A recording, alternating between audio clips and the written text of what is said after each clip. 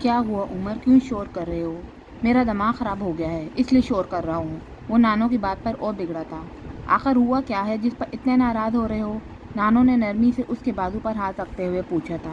یہ سوال مجھ سے نہیں، اس سے پوچھے۔ اس نے علیزے کی طرف اشارہ کیا جو بالکل بے حس و حرکت صوفے پہ بیٹھی ہوئی تھی۔ نانو کو جیسے حیرت کا ایک جھٹکا لگا تھا۔ علیزے سے پوچھوں؟ علیزے نے کیا کیا ہے؟ اس کے نزدیک دوسروں کی زندگی تماشا ہے جسے دیکھ کر انجوائے کرنا اس کا فرض بنتا ہے۔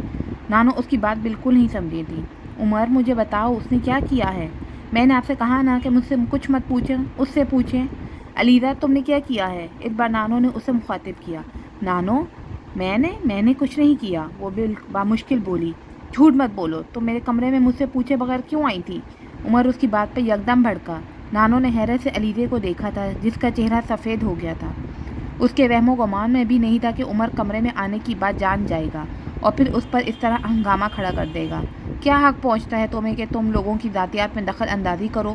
منہ اٹھا کر چوری چھپے دوسروں کمروں کے لاک کھول کر وہاں جاؤ۔ اس کی آواز اتنی بلند اور لہجہ اتنا تلخ تھا کہ علیزے کے ہاتھ پیر کانپنے لگے۔ تم ہوتی کون ہو یہ سب کچھ کرنے والی؟ یہ گھر تمہارا یا تمہارے باپ کا نہیں ہے کہ تم یہاں کے ہر کمرے میں جھانکنے لگو؟ وہ انگلی اٹھا کر تیز آواز میں اس سے کہہ رہا تھا۔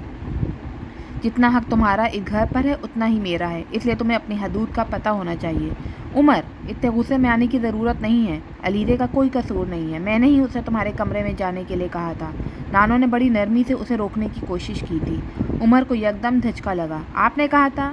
ہاں میں نے کہا تھا۔ عمر نے اپنے بازو پر رکھا ہوا ان کا ہاتھ ایک جھٹکے سے ہٹا دیا۔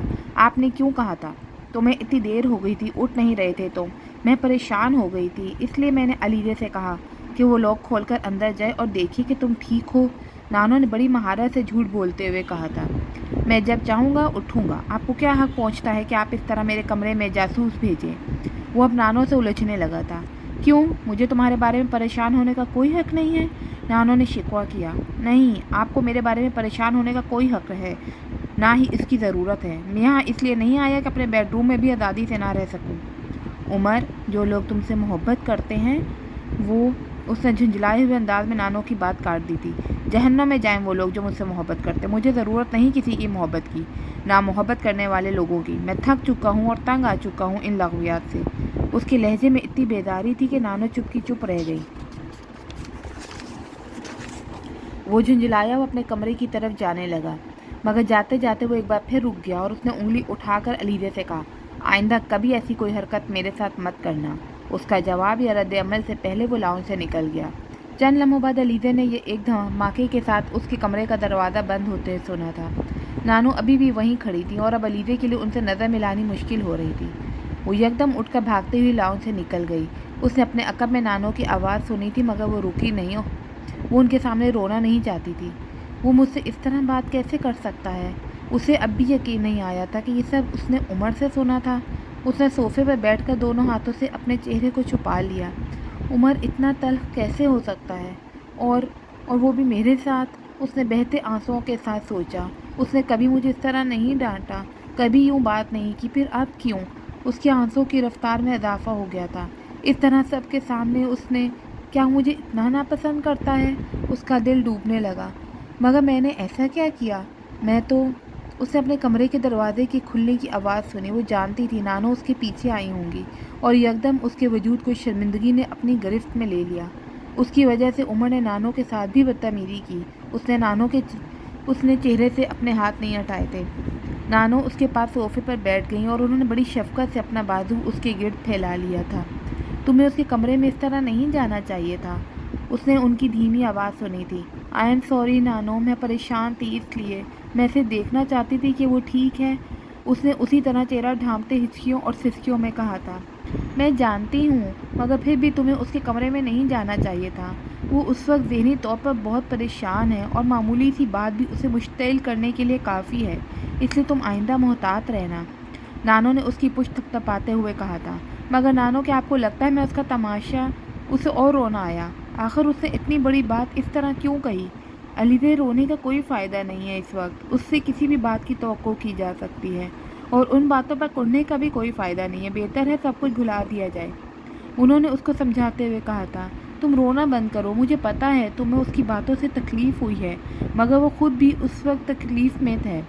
جب وہ نارمل ہوگا اسے خود ہی اپنی غلطی کا احساس ہو جائے گا، نانو نے اسے دلاسا دیتے ہوئے کہا تھا۔ پھر وہ بہت دیر تک اس کے پاس بیٹھی رہی۔ اٹھ کر جانے سے پہلے انہوں نے کہا تھا، لنچ کی ٹیبل تیار ہو چکی ہوگی اور عمر بھی آنے والا ہوگا، تم بھی آ جاؤ۔ نہیں نانو، مجھے بھوک نہیں ہے۔ وہ اب عمر کا دوبارہ سامنا کرنا نہیں چاہتی تھی۔ نہیں علیزے، تم آؤ، یہ اچھی بات نہیں ہے۔ میں نے تم سے کہا ہے کہ اس وقت اس سے ناراض ہونے کا کوئی فائدہ نہیں ہے۔ تم ناراض ہوگی تو وہ اور پیچھے ہٹ جائے گا۔ اس وقت اس کی ہر تلخ بات کو نظر انداز کر دینا چاہیے۔ تم لنچ باہر آ کر کرو، میں چاہتی ہوں یہ محسوس نہ کرے کہ ہم دونوں اس کی کسی بات پر ناراض ہیں۔ نانو نے ایک بار پھر بڑی ملائمت سے اسے سمجھاتے ہوئے کہا تھا، ٹھیک ہے، میں تھوڑی دیر میں آتی ہوں۔ اس نے چند لمحے سوچنے کے بعد کہا تھا۔ نانو مسکرا کر کمرے سے نکل گئی۔ علیزے نے واش روم میں جا کر چہرے پر پانی کے چھینٹے مارنے شروع کر دیے تھے۔ واش بیسن کے اوپر لگے ہوئے آئینے میں اس نے اپنا چہرہ دیکھا۔ اس کی آنکھیں سرخ اور سوجی ہوئی تھیں اور اس وقت اس کے سامنے جانے پر بھی یہ اندازہ لگانا مشکل نہیں تھا کہ وہ روتی رہی ہے، مگر وہ باہر نہ جا کر ایک بار پھر نانو کو ناراض کرنا نہیں چاہتی تھی۔ اس نے ٹاول اسٹینڈ سے تولیہ لے کر چہرہ خشک کیا اور پھر کمرے سے باہر نکل آئی۔ وہ اس وقت کھانے کی میز پر نانو کے ساتھ بیٹھی اس کا انتظار کر رہی تھی جب وہ تقریباً 15 منٹ بعد بالآخر اپنے کمرے سے نکل آیا۔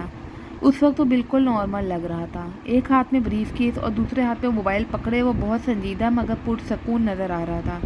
ڈائننگ روم میں داخل ہو کر اس نے ڈائننگ ٹیبل کے ایک کونے میں بریف کیس رکھ دیا اور پھر کچھ اور کہے بغیر اپنی کرسی کھینچ کر بیٹھ گیا۔ اس نے علیزے یا نانو کی طرف دیکھنے کی زحمت نہیں کی تھی۔ علیزے اور نانو نے ایک دوسرے کی طرف دیکھا۔ اب وہ پانی کا گلاس اٹھا کر پی رہا تھا۔ عمر، یہ دیکھو کباب بنوائے ہیں میں نے تمہارے لیے، نانو نے بات شروع کی تھی۔ اس نے کچھ کہے بغیر ان کی بڑھائی ہوئی ڈش میں سے ایک کباب اپنی پلیٹ میں رکھ لیا۔ یہ چاول لو، نانو نے خاموشی توڑنے کے لیے اپنی کوششوں کو جاری رکھتے ہوئے کہا۔ خاموشی نہیں ٹوٹی تھی، چاول خاموشی سے لے لیے گئے تھے۔ نانو نے ہمت نہیں ہاری تھی۔ اس بار عمر کی طرف رشین سلاد بڑھایا گیا۔ یہ بھی لو نا، تمہیں پسند ہے، میں نے خود تمہارے لیے بنایا ہے۔ گرینی، مجھے جس چیز کی ضرورت ہوگی میں خود لے لوں گا، آپ مجھے کھانے سے خاموشی سے کھانا کھانے دیں، بار بار ڈسٹرب نہ کریں۔ اس بار عمر نے سلاد لینے کے بجائے دایاں ہاتھ اٹھا کر بڑے روکھے انداز میں کہا تھا۔ نانو بے ساختہ شرمندہ ہو گئی تھیں۔ انہوں نے سلاد کا ڈونگا میز پر رکھ دیا۔ علیزے نے کھانا کھاتے کھاتے سر اٹھا کر نانو کو دیکھا۔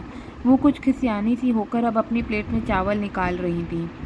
مرید بابا ٹیبل پر کوئی چیز رکھنے آئے جب عمر نے ان سے کہا، مرید بابا ڈرائیور سے کہیں گاڑی نکالے اور میرے کمرے میں جو بیگز ہیں وہ ذرا گاڑی میں رکھوا دیں۔ علیزے کا ہاتھ رک گیا تھا، وہ اسی اطمینان سے کھانا کھانے میں مصروف تھا۔ علیزے نے نانو کو دیکھا تھا، وہ بھی عمر کو دیکھ رہی تھی۔ مرید بابا باہر جا چکے تھے۔ سامان کیوں؟ نانو نے کچھ بے چین ہو کر پوچھا۔ میں یہاں سے جا رہا ہوں، بڑے اطمینان